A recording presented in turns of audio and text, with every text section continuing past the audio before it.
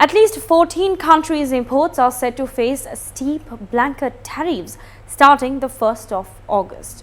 Now, US President Donald Trump, in a series of social media posts, shared screenshots of letters dictating new tariff rates to the leaders of Japan, South Korea, Malaysia, Kazakhstan, South Africa, Laos and even Myanmar.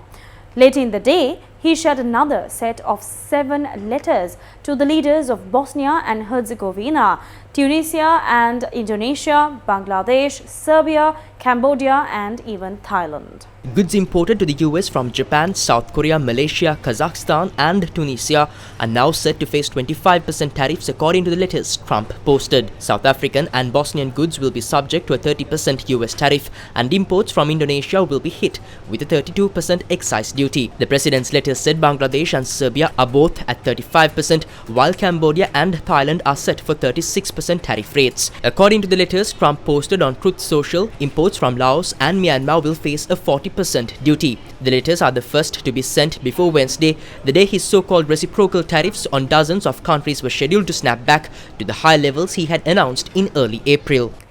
White House Press Secretary Caroline Leavitt said even more letters will be sent out in the coming days. The president will also sign an executive order today delaying the July 9th deadline to August 1st. So the reciprocal tariff rate or these new rates that will be provided in this correspondence to these foreign leaders will be going out the door within the next month, or deals will be made and those countries continue to negotiate with the United States. We've seen a lot of positive developments in the right direction, but the administration, the president and his trade team want to cut the best deals for the American people and the American worker. That's what they're focused on. And in the effort of transparency, these letters will continue to be posted to Truth Social. Given the fact that the president put into effect the tariffs on April 2nd and then put the pause into place, is the president at all concerned that these countries that are receiving the letters won't take them seriously because the deadline seems to have shifted already and may shift again?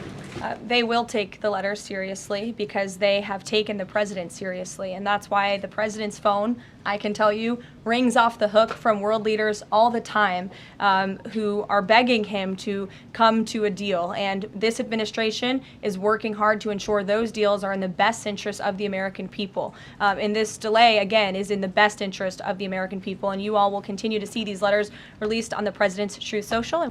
All of the letters say that the blanket tariff rates are separate from additional sector-specific duties on key product categories.